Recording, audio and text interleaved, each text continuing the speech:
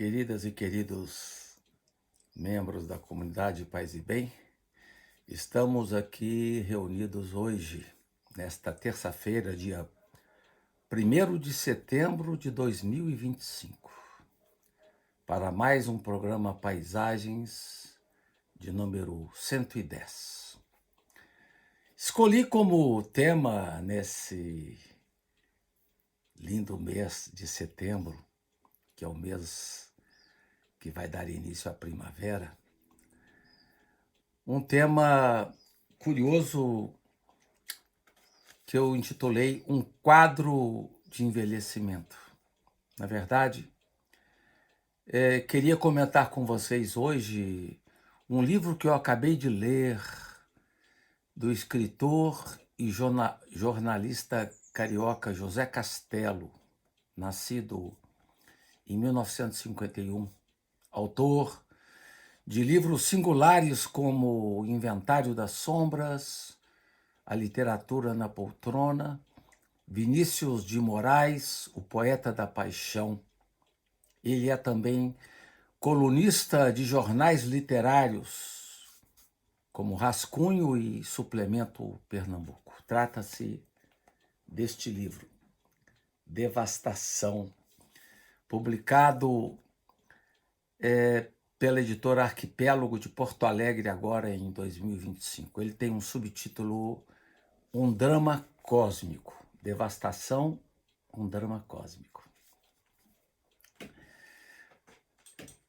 Como mostra Julian Fuchs na orelha do livro, estamos no coração do intrincado teatro do cuidado com o idoso. O cuidado e sua impaciência, seu desamor, seus pendores brutos, seu cortejo de horrores. E, no entanto, o cuidado que ainda é cuidado em sua delicadeza e em sua humanidade. Trata-se, no livro, de uma mulher idosa que vive praticamente em seu quarto, nas estreitas dimensões de um apartamento onde ela se aloja, onde se aloja o real em toda a sua precariedade, sua esqualidez e seu cansaço. A certo momento, a narradora diz no livro: o mundo anda muito poluído. As bordas das coisas se dissolveram. Agora tudo se derrete e se mistura, e viver é cada vez mais difícil. Uma mulher vive nesse quarto os seus últimos tempos. Vive presa num corpo que a defrauda. Um corpo que alguém largou sobre seus ombros e que lhe cabe arrastar. Trata-se de Anita Vogler, que, como diz a narradora no livro, aqui cito, quase não dispõe mais de um passado e de um futuro. Sua vida se consome num presente agônico, feito só de ocorrências menores e pensamentos incessantes. Um presente racionalmente desesperado. Olha-se no espelho e já não se reconhece. É do espelho, imagem tão cara à literatura, basta ver Clarice Lispector, é do espelho que virá seu espanto e seu desastre. Anita tinha nascido na Taquara, Rio de Janeiro, em 1926. Seu pai tinha sido ourives, sua mãe datilógrafa e depois costureira, mas sua mãe tinha morrido cedo. Anita estudou piano, teve uma boa formação, estudou com as freiras carmelitas, foi uma moça recatada que lia os poetas românticos e tocava Debussy no piano. E por que tratar esse livro? aqui hoje no nosso programa. Pelo fato de eu estar trabalhando nos últimos tempos o tema do envelhecer e do morrer. E estou enviando à editora Recriar um livro sobre o tema que tem como título A Última Aventura da Liberdade, Envelhecer e Morrer. E tem como epígrafe um trecho de canção de Gilberto Gil que diz: sobre a noite, meu amor, sobre a noite eu não sei. Tenho lido muitos trabalhos sobre o tema, desde o tempo em que fiz o transplante de medula em 2020. E tenho me preocupado com o destino dos idosos num mundo tão desprovido de instrumentos efetivos de cuidado e delicadeza com esse grupo que cada vez mais cresce no mundo. Estamos, hoje, 2025, diante de um aumento exponencial do número de indivíduos com mais de 60 anos. É o segmento que tem mais crescido na atualidade, sobretudo nesse tempo onde as pessoas evitam filhos. Segundo a Organização Mundial da Saúde, com dados de 2005, 754,6 milhões de pessoas estavam nessa faixa de idade dos 60 anos em 2010. E as projeções apontam para 1,2 bilhão de pessoas em 2025. Podendo chegar a 2 bilhões de pessoas acima de 60 anos em 2050. Esses números ocorrerão igualmente em países desenvolvidos e em países em desenvolvimento, inclusive o Brasil.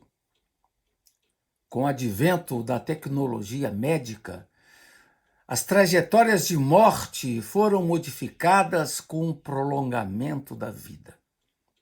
Como mostra uma grande estudiosa do tema, que eu aprecio muito, Maria Júlia Kovacs, em artigos que escreveu sobre o tema da morte e dignidade, o grande medo na atualidade é o prolongamento do processo de morrer com sofrimento, perda de autonomia e dependência nas atividades diárias. A morte, que é um fato natural, passa a ser cada vez mais medicalizada. Segundo Maria Júlia, a tecnologia médica contemporânea é capaz de transformar o processo de morrer em longa e sofrida jornada. E muitos velhos passam seus últimos tempos em instituições de acolhida, os antigos asilos. São os chamados idosos institucionalizados. E ali eles sofrem 3 processos complexos: o tédio, o isolamento e a impotência. Outros idosos são cuidados por seus familiares ou cuidadores e cuidadoras nas próprias casas. Mas também ali a situação não é fácil. É o que nos mostra José Castelo no livro que estamos abordando hoje. No livro temos alguns personagens: Anita Vogler, que é a idosa, Marli, que é a cuidadora, Ralph, que é o cachorro da vizinha, um cachorro muito velho, que já não consegue ficar de pé sozinho, que late muito e uiva na sua solidão, esparramado nas lajotas, as patas abertas e o focinho enfiado no chão. Temos também no livro o filho de Anita, Antônio, o neto Arthur, que fica sempre trancado em seu quarto, diante do computador e o médico doutor Ariosto. E claro, outro personagem importante do romance é o espelho de parede que fica ao lado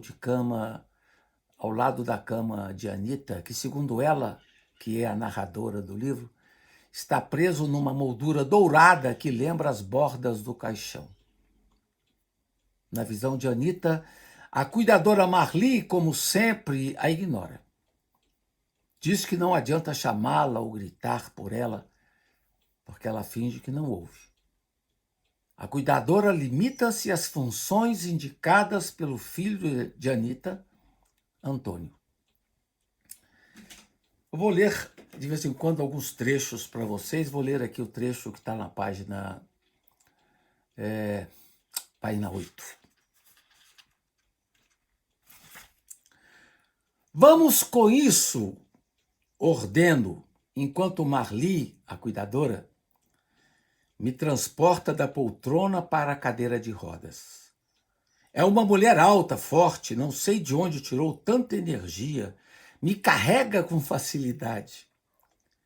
Sei que emagreci, meus ossos se afinaram, os músculos desapareceram. Mesmo assim, é assombroso o modo como ela me ergue, age como se eu fosse uma boneca ou um manequim de vitrine. Anita vive numa cadeira de rodas e sempre quando vem levada pela cuidadora, ela passa diante do espelho do seu quarto. E ela vira o rosto com medo de olhar. Diz a narradora. Não é medo do espelho, é medo do que vejo. Não me lembro mais que idade tenho, mas sei que estou muito acabada, diz ela no início do livro. Anita vai ao longo do livro estabelecer uma relação com a mulher que vislumbra dentro do espelho. Ela acha que tem uma mulher dentro do espelho. Ela acha que ali dentro habita uma desconhecida que Marli garante ser ela mesma. Anita. Mas Anita reage. Se sou eu, estou muito diferente de mim. Anita diz que a pessoa que habita dentro do espelho não tem o que fazer, vive uma vida vazia. E ela, Anita, reclama do doutor Ariosto, que sempre a enche de remédios e que vem chamado pela cuidadora ou pelo filho Antônio quando necessário. Para Anita, o interior dos espelhos funciona como um palco de teatro.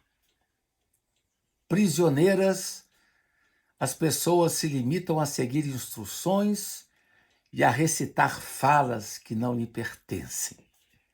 A lição mais importante: seguir à risca os gestos de quem está do lado de fora.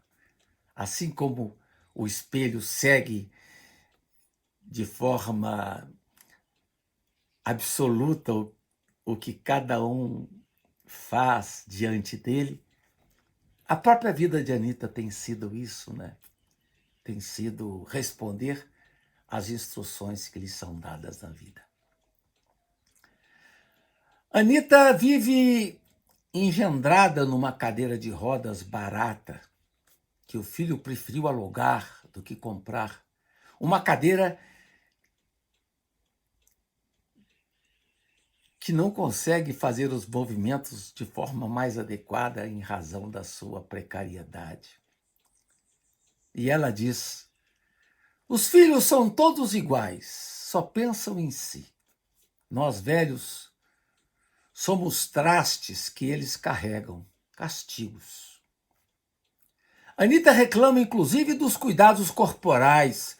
Suas unhas são pintadas pela cuidadora, aliás, mal pintadas, pois ela, a cuidadora, diz que não foi paga para o serviço de manicure.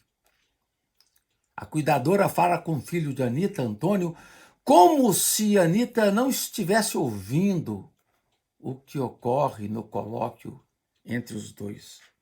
Aqui um outro trecho sobre isso. É sempre de mim que se trata na conversa da cuidadora com o filho.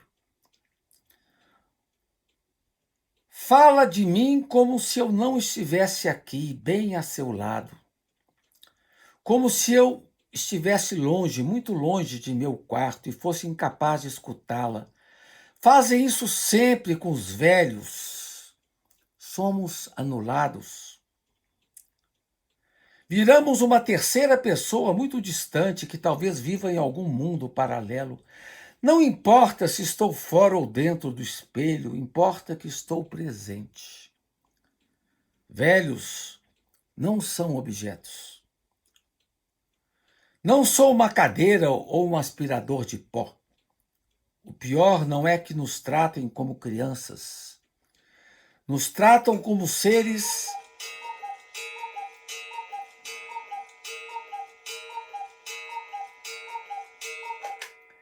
Nos tratam como seres inexistentes.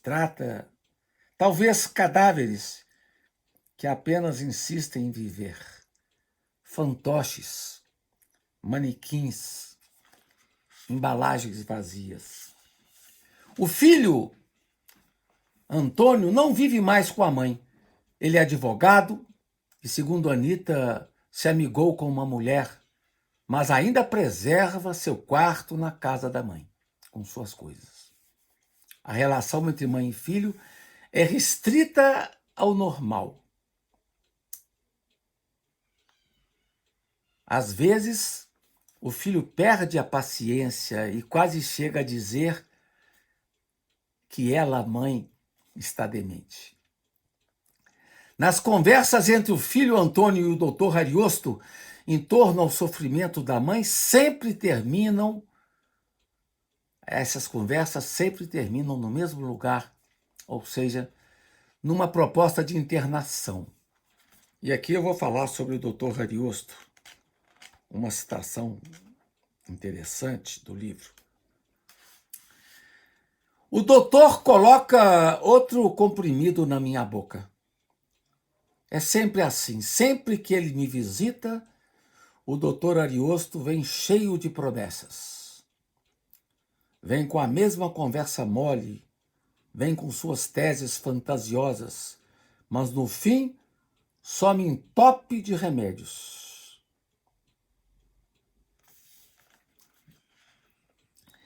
Interessante também no livro as considerações de Anita sobre o neto que mora com ela na sua casa.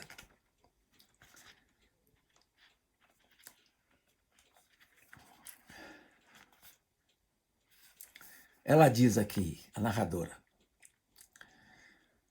meu neto passa o dia trancado em seu quarto diante do computador. A luz do computador lhe basta. Não precisa de abajur algum. Pergunto por meu neto Arthur o que ele está fazendo, se a janela de seu quarto está bem fechada. Está lá, trancado com seus joguinhos. Meu neto ignora o que se passa fora da tela do computador. Estará viciado? Estará ele sim doente?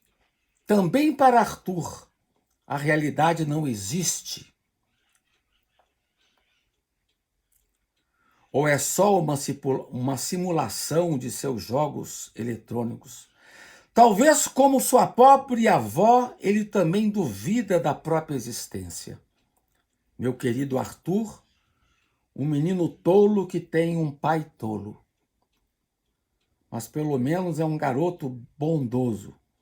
Sempre que preciso dele, me ajuda. Quase nunca preciso dele, é verdade. Então os dois, a avó aprisionada na cadeira de rodas no quarto e o neto aprisionado no quarto junto ao computador. Muito interessante essa analogia que faz o José Castelo.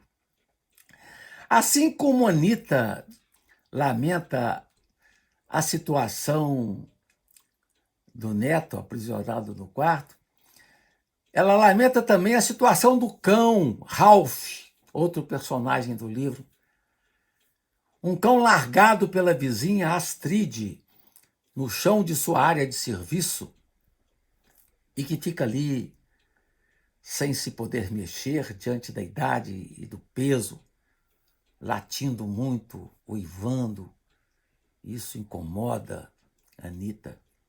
Assim como os animais do zoológico, diz a narradora em certo momento.